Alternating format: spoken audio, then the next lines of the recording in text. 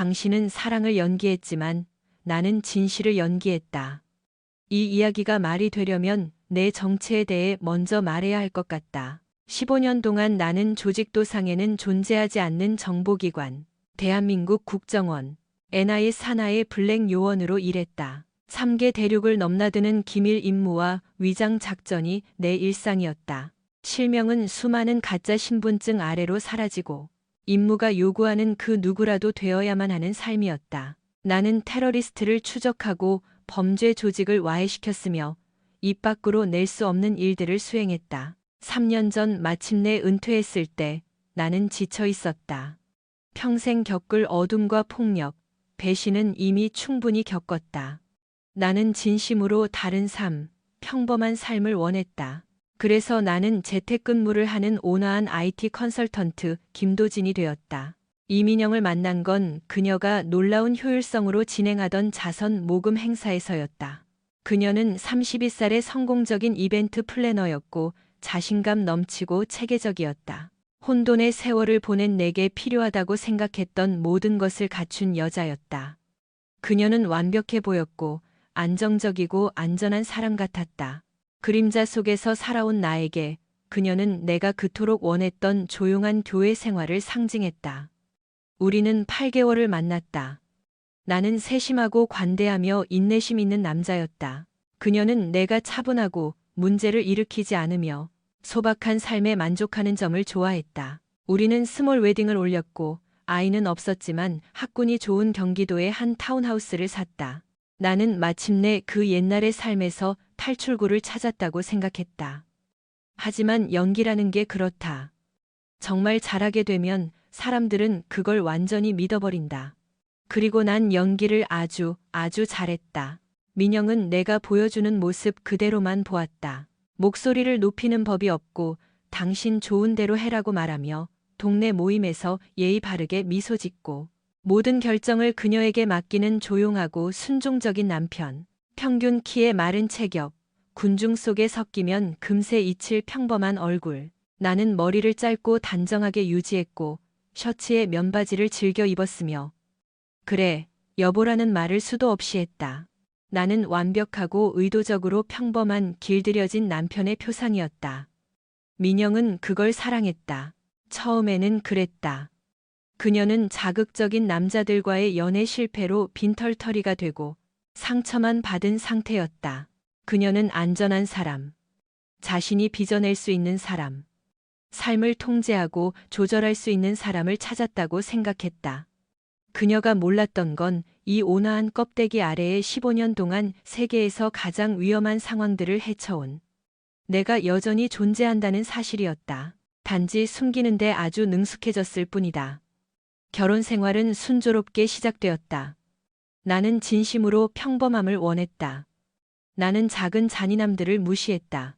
내가 말할 때 눈을 굴리는 그녀의 표정, 사교 모임 일정을 마지막 순간까지 말해주지 않는 버릇.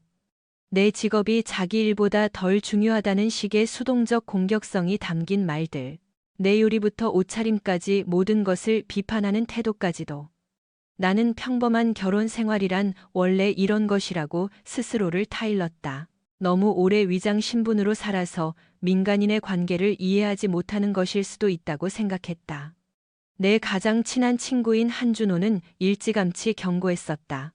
우리는 해외 파병 시절 생사를 함께했고 셀 수 없이 서로의 목숨을 구해준 사이였다. 준호는 나보다 5년 먼저 국정원을 떠나 현재 판교에서 성공적인 민간 보안 업체를 운영하고 있었다.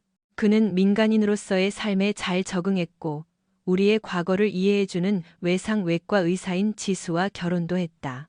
결혼 6개월 차쯤 되었을 때 준호는 영상통화 너머로 나를 빤히 보며 말했다. 그 여자는 널 존중하지 않아, 도진아. 너에 대해 말하는 방식이나 내 말을 무시하는 걸 보면 딱 보여. 넌 파트너 관계를 짓고 있는 게 아니야. 호구 잡힌 거지. 어쩌면 내겐 그게 필요한지도 몰라. 나는 방어적으로 대답했다. 나를 예전의 내가 아니라 평범하고 안전한 사람으로 봐주는 사람 말이야.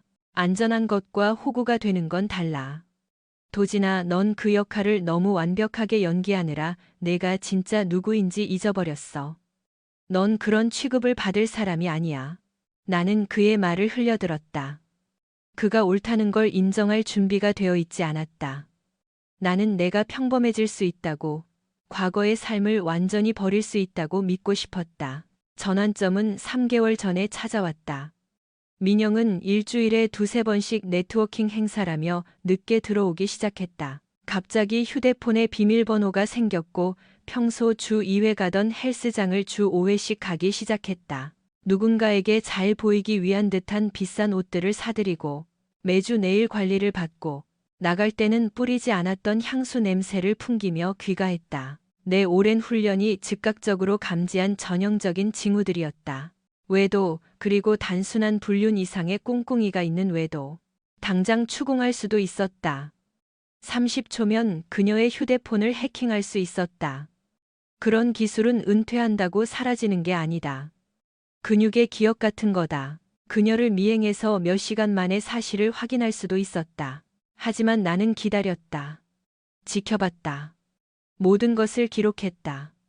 내 과거의 삶이 가르쳐준 단 한 가지가 있다면 그것은 인내심이었다. 화가 나서 감정적으로 달려들면 상황 통제권을 잃는다. 시간을 두고 정보를 수집하고 상대하는 적의 규모를 완전히 파악한 뒤 정확한 타이밍을 기다려야 이긴다. 2주 전. 나는 모든 것을 확신하게 해주는, 그리고 이 일이 얼마나 깊은지 보여주는 통화 내용을 엿들었다. 민영은 내가 2층에서 샤워 중이라고 생각하고 차고 타운하우스 주차장에 있었지만 나는 휴대폰 충전기를 가지러 내려왔다가 문 너머로 그녀의 목소리를 들었다. 나에게는 한 번도 들려주지 않았던 목소리였다. 더 젊고 들떠있고 생기 넘치는 완전히 다른 사람 같았다. 나도 빨리 보고 싶어, 자기야. 조금만 더 참아. 그 사람은 정말 한심해. 무슨 일이 닥칠지 꿈에도 모른다니까. 변호사 말로는 내가 집을 가져갈 수 있대. 그리고 그 사람 수입이면 양육비가 우릴 완벽하게 먹여 살릴 거야. 우린 아이가 없었다. 그녀는 있지도 않은 돈을 세며 이혼을 통해 만들어낼 미래를 계획하고 있었다. 강태호, 정말 사랑해. 곧 우린 숨지 않아도 될 거야. 강태호. 그날 밤 나는 다시는 접속하지 않겠다고 맹세했던 데이터베이스와 자원을 이용해 뒷조사를 했다. 강태호. 42세. 나이에도 불구하고 미혼인 삼류 부동산 개발업자. 그는 유부녀들을 재미삼아 유혹하고 잘못된 재정적 결정을 내리게 조종한 뒤 상황이 복잡해지거나 돈이 떨어지면 사라지는 것으로 특정 업계에서 악명이 높았다. 수년간 조용히 합의된 친자 확인 소송만 3건. 그에게 사기당했다고 주장하는 사업 파트너들의 줄 소송. 매력적이고 교활하며 양심이라고는 없는 인간으로 알려져 있었다. 자신의 흔적을 지우는데 철저해서 파괴의 흔적만 남기고 법적 처벌은 피하는 사냥꾼이었다. 민영에게는 완벽한 짝이었다. 아니, 그에게 민영은 완벽한 먹잇감이었다. 그때 바로 떠나버릴 수도 있었다. 이혼 소송을 걸고 그들이 서로를 가지게 놔두고 태호가 다음 희생양을 찾아 떠날 때 필연적으로 닥칠 파국을 겪게 내버려 둘 수도 있었다. 하지만 내 안에 차갑고 익숙한 무언가가 깨어났다. 국경을 넘어 테러리스트를 추적하던 나. 범죄 조직을 외과 수술하듯 정밀하게 해체하던 나. 자신들을 쫓는 사냥꾼의 정체를 알았을 때 위험한 자들을 공포에 떨게 했던 그 나 말이다. 나는 더 이상 온화한 IT 컨설턴트 김도진이 아니라는 걸 깨달았다. 그건 내가 쓰고 있던 가면, 내가 연기하던 배역일 뿐이었다. 그 밑바닥에는 민영이나 태호가 상상할 수 있는 것보다 훨씬 더 위험한 존재가 있었다. 나는 이 연극을 끝까지 해보기로 결심했다. 그들이 이기고 있다고 착각하게 두었다. 민영이 묘사한 대로 내가 한심하고 멍청한 남편이라고 믿게 했다. 그리고 때가 무르익었을 때 구석에 조용히 있는 남자를 과소평가하면 어떻게 되는지 보여주기로 했다. 지난주 목요일은 여느 저녁과 다름없이 시작되었다. 나는 저녁을 차렸다. 인터넷 레시피를 보고 만든 구운 야채를 곁들인 연어 스테이크였다. 정확하게 만들었다. 민영은 30초마다 핸드폰을 확인하며 음식을 깨작거렸다. 나와 한 공간에 있는 것조차 참기 힘들다는 듯 다리를 떨며 초조해했다. 너무 퍽퍽해. 두 입 먹더니 그녀가 접시를 밀어내며 말했다. 레시피 그대로 했는데. 나는 중립적인 목소리로 차분하게 대답했다. 글쎄, 당신은 그냥 요리에 소질이 없나 봐. 당신은 잘하는 게 별로 없잖아. 그녀가 의자를 바닥에 거칠게 끌며 갑자기 일어섰다. 나 나갈 거야. 기다리지 마. 목요일 밤이잖아. 어디 가는데? 그녀의 눈에서 추악한 무언가가 번뜩였다. 경멸과 간신히 억누른 분노가 뒤섞인 눈빛이었다. 언제부터 내가 당신 허락을 받아야 했어? 아, 진짜 질척거리네. 당신이 꼬치꼬치 캐물어서 집에서 숨도 못 쉬겠어. 그녀는 비싼 향수 냄새를 풍기며 나갔다. 내가 한 번도 보지 못한 향수였다. 아마 태호를 위해 샀을 것이다. 나는 식어가는 저녁 식사를 사이에 두고 빈 의자를 마주한 채 혼자 앉아 있었다. 그리고 노트북을 꺼내 내가 맞추고 있던 퍼즐 조각들을 계속해서 모아나갔다. 강태호에게는 적이 많았다. 아주 많았다. 수억 원을 사기당한 사업 파트너들. 은행 계좌가 털린 뒤 버려진 여자들. 강태호가 가족 사업을 망하게 하고 법정에서 위증하여 자신이 저지른 사기죄를 뒤집어 씌워 감옥에 보낸 이복 동생 강민재. 이들은 내가 하려는 일에 아주 큰 관심을 보일 사람들이었다. 각자 갚아야 할 빚이 있는 사람들이었다. 그날 밤 민영은 새벽 2시에 들어왔다. 술 냄새와 내 것이 아닌 남자 스킨 냄새를 풍기며 비틀거리며 내 옆을 지나갔다. 어디서 무엇을 했는지 숨기려 하지도 않았다. 나는 내 머릿속 장부에 데이터 하나를 더 추가했을 뿐이다. 내가 만들고 있는 파일에 증거 하나를 더 얹었다. 하지만 어젯밤이 모든 것이 바뀐 날이었다. 민영이 자신의 안락한 삶을 끝장낼 실수를 저지른 날이었다. 민영은 저녁 6시쯤 일찍 귀가했다. 얼굴은 기대와 흥분으로 상기되어 있었다. 그녀는 비싼 입욕제를 쓰며 1시간 넘게 목욕을 했다. 결혼기념일에 내가 사준 빨간 드레스로 갈아입었다. 그날 저녁 내내 레스토랑이 너무 애쓴 티가 난다느니 음식이 허세가 심하다느니 하며 불평을 늘어놓았던 바로 그 기념일의 드레스였다. 그녀는 또 1시간을 화장과 머리 손질에 썼다. 마치 갈라쇼나 결혼식에 가는 사람처럼 완벽하게 꾸몄다. 지난 몇 달간 나를 위해서는 한 번도 보여준 적 없는 노력이었다. 그러고는 소파에서 책을 읽고 있던 내가 있는 거실로 걸어 들어와 그녀의 운명을 결정지을 말을 뱉었다. 자신이 그토록 영리하게 쌓아 올리고 있다고 생각한 삶을 파괴할 말이었다. 오늘 밤엔 차고 주차장 가서 자. 나는 천천히 책에서 눈을 떼고 올려다보았다. 그녀는 문가에 팔짱을 끼고 서 있었다. 빨간 드레스를 갑옷처럼 입고 화장은 완벽했으며 1시간이나 공들인 웨이브 머리가 어깨 위로 흘러내렸다. 뭐라고? 들었잖아. 내 진짜 남자친구가 올 거니까 베개랑 필요한 거 챙겨서 차고 가서 자라고. 1시간 뒤에 도착할 거니까 그 전에 눈앞에서 사라져줘. 그녀는 너무나 무심하고 잔인하게 그리고 절대적인 자신감을 가지고 말했다. 순간 나는 그 뻔뻔함에 거의 감탄할 뻔했다. 그녀는 단순히 바람을 피우는 게 아니었다. 의도적으로 나를 모욕하고 내가 얼마나 택대 없고 한심한 인간인지 시험해 보려는 것이었다.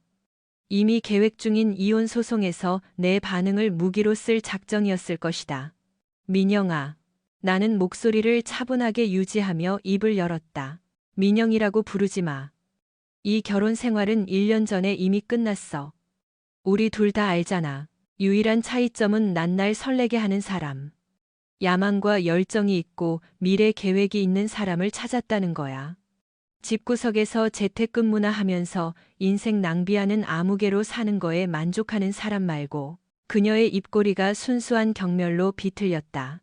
당신은 가구 같아, 도진 씨. 난 이제 당신이 있는지도 모르겠어. 그냥 자리만 차지하고 있잖아. 농담이 아니었다. 그녀의 눈은 경멸과 희열 그 사이 어딘가에서 빛나고 있었다.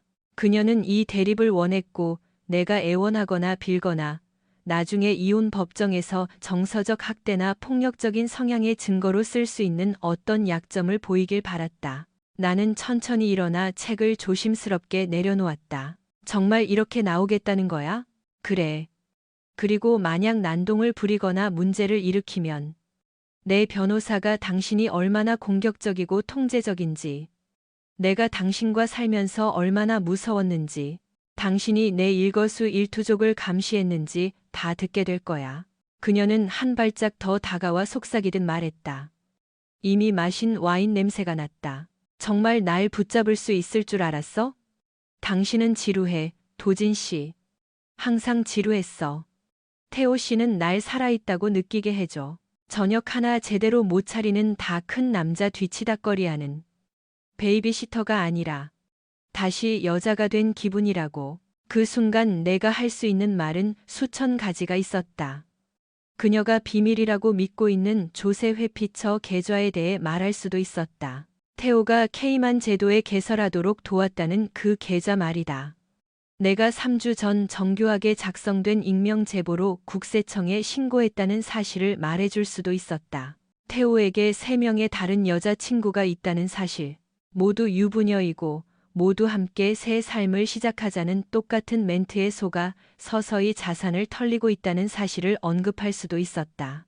내가 과거에 어떤 사람이었고 무엇을 했는지 정확히 설명해서 그 얼굴에서 핏기가 사라지고 경멸이 공포로 바뀌는 꼴을 볼 수도 있었다. 대신 나는 테이블 위에 차키와 휴대폰 충전기를 집어들었다. 알았어. 차고로 갈게. 잠깐. 뭐 하는 거야? 그녀의 자신감이 살짝 흔들렸다. 차고에서 자라며. 그래서 난 아예 다른 곳에서 자려고. 이 집에서 나가주지. 그냥 갈 순 없어. 우리 얘기를 해야지. 앞으로의 경계랑 규칙에 대해서. 나는 문손잡이를 잡고 마지막으로 그녀를 돌아보았다. 내 표정은 중립적이었고 심지어 상냥하기까지 했다. 말할 수 없는 장소에서 신문을 할 때 짓던 바로 그 표정이었다. 미세한 표정 변화를 읽도록 훈련받은 사람만이 내 눈 속의 냉기와 턱의 긴장을 알아챘을 것이다. 즐거운 저녁 보내, 민영아. 네가 계획했던 모든 것이 이루어지길 바랄게. 나는 문을 쾅 닫지도 않고 그녀가 원했던 드라마틱한 반응도 보이지 않은 채 떠났다. 나는 민영이 항상 창피하다고 가난해 보인다고 불평하던 내 10년 된 구형 아반떼를 몰고 조용한 교회 동네를 빠져나갔다. 우리가 처음 데이트할 때 걷던 공원을 지나고 내가 진짜 무언가를 찾았다고 착각했던 첫 데이트 장소인 카페를 지났다. 나는 20분 거리에 있는 비즈니스 호텔에 체크인했다. 카드 기록을 남기지 않기 위해 현금을 냈고 주차장이 내려다 보이는 3층 방으로 들어갔다. 벽에 걸린 밋밋한 그림, 까끌까끌한 시트가 깔린 침대, 화장대에 고정된 TV. 완벽하게 익명이고 기억에 남지 않을 공간이었다. 그리고 나는 노트북을 꺼내 3개월 전 우리 집에 설치해둔 감시 카메라 피드를 활성화했다. 군용 등급의 초소형 몰래카메라로 어디를 봐야 하는지 정확히 모르면 절대 찾을 수 없는 장비였다. 민간인은 구할 수 없는 기술이지만 옛 채널을 통해 여전히 접근 가능했다. 오후 8시 47분. 강태호가 은색 포르쉐 911을 타고 내 집 진입로로 들어왔다. 비싸 보이거나 적어도 잘 모르는 사람 눈에는 비싸 보이는 차였다. 내가 해외에서 배운 기술로 조회한 금융기록에 따르면 태호는 13개의 부동산을 담보로 빚더미에 앉아 있었고 부채만 약 50억 원에 달했다. 한 번만 자금 회전이 막히면 완전 파산할 상태였다. 포르쉐는 소유가 아니라 리스였다. 민영이 현관에서 그를 맞았다. 그들은 10대들처럼 현관에서부터 서로를 더듬으며 키스했다. 태호가 그녀를 안아들고 로맨스 영화처럼 발로 문을 걷어차 닫았다. 나는 그들이 집 안으로 사라지는 것을 지켜봤다. 침실에서 일어난 일은 보지 않았다. 나는 마조이스트가 아니며 이미 알고 있는 사실을 굳이 눈으로 확인할 필요는 없었다. 대신 나는 노트북에서 다른 파일을 열었다. 지난 3주간 강태호에 대해 구축해온 포괄적인 보고서였다. 그의 패턴은 일관되고 체계적이었다. 돈이나 자산이 있는 유부녀를 유혹하고 미래를 약속하며 붙잡아두고 자신에게 이득이 되는 재정적 결정을 내리게 한다. 잘못된 투자, 비밀 계좌, 자산 이체, 그리고 돈줄이 마르거나 이혼 소송이 복잡해져서 위험해지면 사라진다. 민영은 지난 3년 동안 그의 네 번째 타깃이었다. 앞선 3명은 모두 똑같은 결말을 맞았다. 이혼당하고 경제적으로 파탄나고 정서적으로 무너진 채 남겨졌고, 태호는 아무런 처벌도 받지 않고 다음 희생양을 찾아 떠났다. 하지만 태호 혼자 하는 짓이 아니었다. 파트너가 있었다. 사기 행각에 필요한 기술적 인프라를 제공하는 사람. 델라웨어와 네바다의 페이퍼 컴퍼니, 홍콩과 파나마의 조세회피처 계좌, 복잡한 부동산 거래를 통한 자금 세탁. 이건 아마추어 사기가 아니었다. 태호의 능력 바뀐 정교하고 조직적인 전문가 수준의 금융 범죄였다. 밤 11시 30분 내 폰이 진동했다. 민영의 문자였다. 어디야? 답장하지 않았다. 자정. 도진 씨 대답해. 유치하게 굴지 말고 어른답게 대화로 해결하자. 새벽 1시. 그냥 사라지면 어떡해. 우리 해결해야 할 게 있잖아. 차분하게 얘기할 의향 있어. 새벽 2시. 대답 안 하면 경찰 부를 거야. 당신 무슨 일 생긴 거 아닌지 걱정돼서 그래. 새벽 2시 45분 전화가 울리기 시작했다. 음성 사서함으로 넘겼다. 다시 울리고 또 울렸다. 새벽 3시가 되자 부재중 전화 47통과 점점 더 패닉에 빠진 문자들이 쏟아졌다. 짜증 섞인 말투에서 진심으로 겁에 질린 말투로 변해가고 있었다. 마지막 문자를 보고 나는 몇 시간 만에 처음으로 미소 지었다. 제발 돌아와. 그 사람이 당신 컴퓨터에서 뭘 봤어. 당신 이름을 검색하더니 공포에 질려서 도망갔어. 당신 위험한 사람이라고 소리 지르면서. 당신 진짜 정체가 뭐야? 그날 밤 일찍 민영이 나에게 차고에 가서 자라고 하기 전에 나는 이미 작전을 시작했다. 몇 년 전 이스탄불 작전 때 내가 목숨을 구해줘서 빚을 지고 있던 옛 동료에게 연락했다. 나는 누군가 온라인에서 김도진을 검색하면 내가 그들이 보길 원하는 정확한 내용이 뜨도록 해달라고 부탁했다. 너무 기밀이라 국정원의 공식적인 제재를 받을 내용은 아니지만 나를 건드리는 걸 2번 생각하게 만들기엔 충분한 내용들. 옛 위장 신분으로 된 몇 가지 군사 기록, 국군정보사령부나 출신임을 암시하는 자료, 고가치 표적 제거나 적대 지역 작전 같은 무시무시한 문구가 살짝 보이는 기밀 해제된 보고서들. 중동에서 완전 군장을 하고 소총을 든 채 제압된 적군 위에 서 있는 얼굴 절반이 가려진 내 사진 하나. 그리고 8년 전 요원 K로 알려진 정부 요원이 테러 조직이 움직이기 전에 전체 조직망을 제거해 공격을 막았다는 짧은 신문 기사. 그 기사는 공식 데이터베이스에서는 오래전에 삭제됐지만 올바른 검색어로 찾으면 여전히 나오게 만들어 두었다. 그리고 강태호가 정확히 그 짓을 했다. 남의 아내와 침대로 기어 들어가기 전에 남편에 대해 검색해 본 것이다. 그는 내가 심어둔 작은 단서들을 발견했고 완전히 겁에 질려버렸다. 그는 아마 내가 돌아와서 둘 다 제거해버릴 거라고 생각했을 것이다. 나는 폰을 들어 민영에게 짧은 문자 하나를 보냈다. 나 9번 국도 비즈니스 호텔 214호에 있어. 오늘 밤엔 전화하지 마. 내일 얘기해. 그리고 폰을 껐다.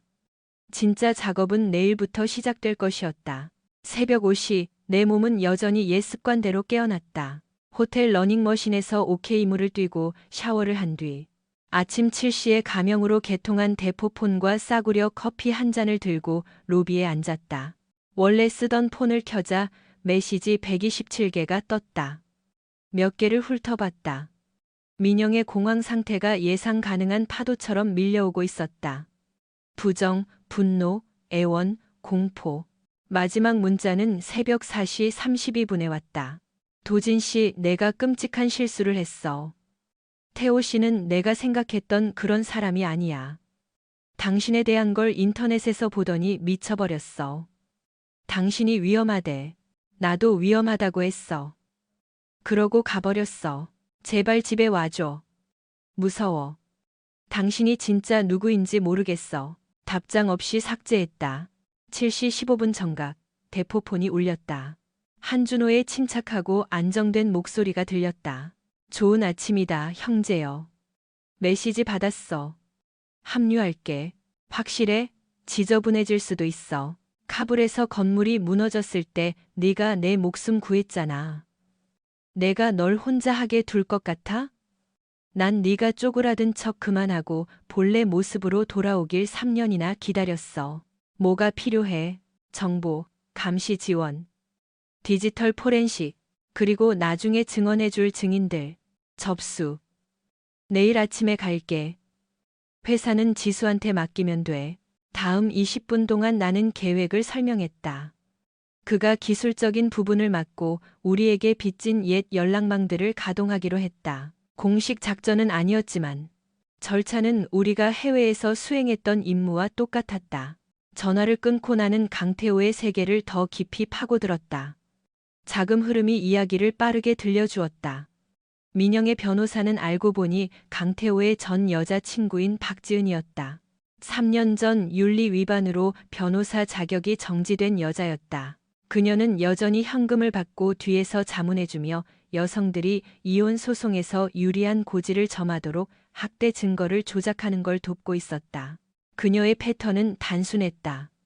가짜 공포를 조장하고 통제당했다는 증거를 심고 법정에서 동정심을 유발하는 것. 민영이 자신이 통제한다고 생각했던 그 조세회 피처 계좌는 태호가 직접 개설한 것이었고 이전 피해자 2명에게 썼던 수법을 그대로 베낀 것이었다. 그는 이미 돈을 거의 다 빼돌렸고 의심을 피할 정도만 남겨두었다. 민영이 그토록 좋아하던 네트워킹 행사들. 뉴 호라이즌이라는 이름의 그 모임은 전문직 여성들의 성장을 위한 공간으로 홍보되었지만 실상은 태호의 사냥터였다. 그는 거기서 여성들을 연구하고 약점을 파악해 다음 타깃을 골랐다. 오전 9시 호텔 방문을 날카롭게 두드리는 소리가 났다. 외시경을 확인했다. 민영이 어젯밤 그 빨간 드레스를 입은 채 서 있었다. 마스카라는 번졌고 머리는 엉켰으며 한숨도 못 잔 얼굴이었다. 나는 문을 열었지만 비켜서지는 않았다. 도진 씨, 그녀가 떨리는 목소리로 말했다. 세상에 다행이야. 당신 찾느라 1시간 넘게 운전했어. 원하는 게 뭐야, 이민영? 그녀는 내 말투에 움찔했다. 한 번도 들어본 적 없는 말투였을 것이다. 무미건조하고 차갑고 초연한 목소리. 대화가 아니라 신문을 할 때 쓰는 목소리였다. 들어가도 돼? 어젯밤 일 얘기 좀 해. 여기서 해. 제발. 그녀가 속삭였다. 내가 당신한테 상처 준 거 알아. 하지만 태호 씨가 나한테 거짓말했어. 당신이 위험하다고 뭔가 숨기고 있다고. 내가 날 지켜야 한다고 했단 말이야. 어젯밤은 태호 씨 말이 사실인지 확인해 보려던 테스트였어. 근데 당신 컴퓨터에서 파일이랑 사진을 보더니 그냥 돌아버렸어. 당신이 무슨 정부 암살자라면서 소리를 지르더니 차 타고 도망가 버렸어. 나도 이제 뭘 생각해야 할지 모르겠어. 무섭고 당신 정체가 뭔지도 모르겠다고. 나는 문틀에 기대어 그녀를 빤히 쳐다보았다. 이게 그녀의 새로운 전략이군. 피해자 코스프레. 몇 달 동안 사기 행각의 공범이었으면서 태호한테 속은 척하는 것. 그래서 네 남자친구가 꽤 빨리 겁먹고 튀었네. 남자친구 아니야. 실수였어. 멍청하고 약해진 순간의 실수. 무시당한다고 느꼈단 말이야. 그리고 민영아, 내가 말을 잘랐다. 나한테 우리 집에서 찍은 17시간 분량의 영상이 있어. 지난 3개월간 내 문자, 이메일, 통화 내용도 다 가지고 있고 조세회 피처 계좌, 박지은 변호사, 그리고 뉴 호라이즌에 대해서도 다 알아. 전부 다. 그녀의 얼굴이 창백해졌다. 나를 감시한 거야? 사기 증거 수집이라고 하지. 내가 말했다. 법에서는 그렇게 불러. 나는 두툼한 봉투를 건넸다. 오늘 아침 접수한 이혼 서류야. 외도를 사유로 넣었어. 위자료 청구에 필요하니까. 그리고 너와 강태호를 사기, 공모, 그리고 정신적 피해 보상으로 고소했어. 당신 이럴 순 없어. 미쳤어? 이미 했어. 그리고 내 변호사는 내 남자친구의 자격 정지된 친구와 달리 진짜 변호사고 아주 자신 있어 하더군. 증거가 차고 넘치니까. 그녀의 손이 떨리며 봉투를 뜯었다. 눈동자가 서류 위를 바쁘게 오갔다. 집이랑 차랑 전부 다 요구하는 거야? 내가 돈 낸 것들까지? 지난 3년 동안 넌 우리 수입의 12% 정도를 벌었고 70% 가까이를 썼어. 숫자는 거짓말 안 해. 내 새 변호사도 똑같이 말해줄 거야. 너무 잔인해, 김도진. 악랄하다고. 우리가 함께한 3년이 있는데 그 모든 시간을 겪고도 넌 다른 남자를 우리 집에 끌어들이고 나보고 차고에 처박히라고 했어. 나한테 잔인함에 대해 논하지 마. 넌 그 단어의 뜻도 몰라. 눈물이 번진 화장을 타고 검은 줄이 흘러내렸다. 나는 아무 감정도 느끼지 못했다. 진짜 감정과 연기를 구별하는 법은 오래전에 배웠다. 이건 연기였다. 그리고 들어야 할 게 하나 더 있어. 내가 담담하게 말했다. 강태호는 이미 금융감독원 조사를 받고 있어. 국세청이 지난 7년치 세무 기록을 털고 있고 전 파트너 3명이 사기 혐의로 고소했지. 계좌 추적 영장이 나오면 그 비밀 해외 계좌가 가장 먼저 드러날 거야. 이론 한 푼까지 다 밝혀질 거라고. 그녀의 목소리가 갈라졌다. 당신이 한 짓이야. 당신이 그 사람을 망쳤어? 난 그냥 올바른 사람들에게 올바른 방향을 가리켜줬을 뿐이야. 강태호는 오래전부터 스스로 망가지고 있었어. 난 단지 누군가 그 책임을 묻게 했을 뿐이지. 나는 문을 닫기 시작했다. 내 변호사가 내 변호사한테 연락할 거야. 박지은 말고 진짜 변호사한테. 금요일까지 짐 빼. 나 내일 다시 들어갈 거니까 너 거기 없었으면 좋겠어. 내 집이기도 해. 나도 권리가 있다고. 등기부 등본 확인해봐. 4명의 단독이야. 대출도 마찬가지고. 넌 어디에도 이름 없어. 기억 안 나? 집 살 때 내 신용등급이 너무 낮아서. 내 명의로 했잖아. 작은 글씨 좀 잘 읽어보지 그랬어. 나는 항의하는 그녀를 뒤로하고 문을 닫고 잠갔다. 외시경을 통해 그녀가 화나고 혼란스럽고 겁에 질린 채 서 있는 것을 지켜봤다. 몇 분 뒤 그녀는 돌아서서 걸어갔다. 구두굽 소리가 복도에 울려 퍼졌다. 나는 책상으로 돌아와 노트북을 열고 노트를 검토했다. 1단계 완료. 민영과 태호는 갈라졌고 둘 다 패닉 상태이며 필사적이다. 하지만 난 이제 시작이었다. 며칠 만에 일은 빠르게 진행됐다. 준호가 감시 및 분석 장비가 든 가방 2개를 들고 나타났다. 우리는 태호의 파트너, 사기의 기술적 측면을 담당하는 놈을 추적했다. 이름은 최경수, 41세. 태호의 피해자 중 한 명인 척하고 있었다. 그는 국군 사이버작전 사령부에서 8년을 복무한 뒤 그만두고 5년 전 태호와 손을 잡았다. 그들은 추적이 거의 불가능한 복잡한 사기 네트워크를 구축했다. 델라웨어와 네바다의 페이퍼 컴퍼니를 등록하고 끝없는 이체를 통해 돈을 돌리고 가짜 부동산 거래를 만들어 자금 세탁을 했다. 서류상으로는 모든 게 깨끗해 보였다. 태호가 내 과거에 대한 기밀 파일로 나를 협박하려 했을 때 나는 경수가 예전 군 접근 권한으로 그걸 팠다는 걸 알았다. 그들이 몰랐던 건 그 파일들이 미끼였다는 사실이다. 내가 의도적으로 남겨둔 보안 처리가 된 가짜 기록들이었다. 나는 정보기관 경험이 있는 사람이라면 발견할 만한 엉성한 보안 실수인 척 미끼를 던졌다. 태호와 경수는 미끼를 물었고 모든 걸 문서화했다. 그들은 나를 협박하거나 이혼 소송에서 손을 떼게 할 증거를 모은다고 생각했다. 그들이 몰랐던 건 그 모든 증거가 결국 그들 자신을 가리키는 조작된 증거라는 사실이었다. 나는 준호가 확보하고 카메라를 설치해둔 창고에서 경수와 만남을 주선했다. 경수는 자신감 있는 척 나타났지만 식은땀을 흘리고 있었다. 나는 모든 증거를 펼쳐 보였다. 태호와의 관계, 페이퍼 컴퍼니들, 계좌들, 5년 동안 사기친 여자들. 그는 몇 분 만에 무너졌다. 선택지를 주었을 때 협조해서 형량을 줄일지 아니면 연방 범죄 수준의 혐의를 모두 뒤집었을지 그는 항복했다. 떨리는 손으로 그는 USB를 꺼냈다. 여기 다 있어요. 계좌, 피해자들 메시지. 전부 다요. 그가 조용히 말했다. 면책이랑 증인 보호를 원해요. 검찰이랑 형량 거래는 얘기해보지. 내가 말했다. 보호? 그건 내가 주선해 줄 수 있어. 하지만 최경수 씨, 평생 뒤를 조심하며 살아야 할 거야. 당신이 상처 준 그 여자들은 잊지 않을 거고 나도 마찬가지니까. 이틀 뒤 검찰이 박지은의 변호사 사무실에서 강태호를 체포했다. 혐의는 무거웠다.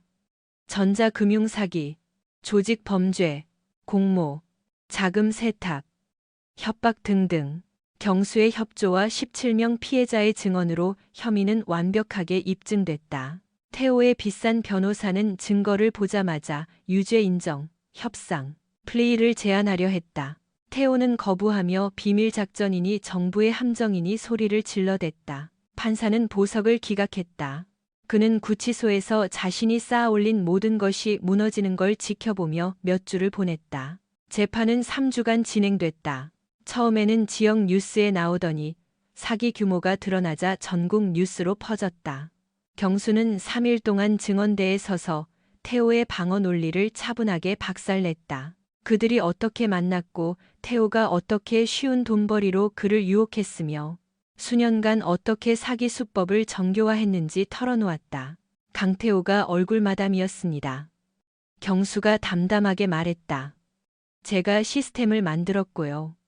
그는 피해자를 찾고 신뢰를 얻고 정서적으로 의존하게 만들었습니다. 저는 가짜 회사와 해외 계좌, 모든 게 진짜처럼 보이는 기록들을 만들었고요. 수익은 6대 4로 나눴습니다. 그쪽이 6이었죠.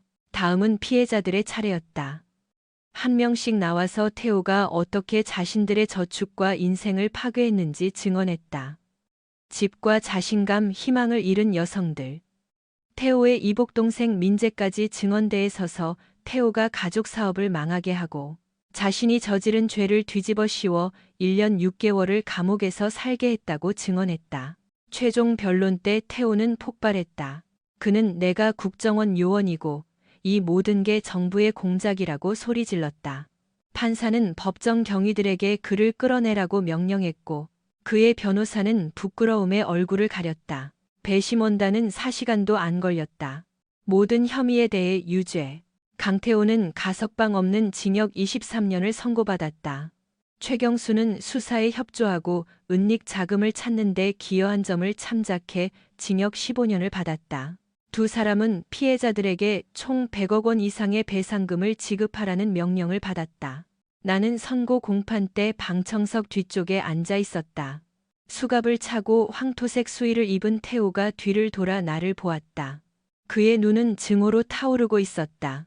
나는 차분하게 그 시선을 받아쳤고 아무 말 없이 밖으로 나왔다.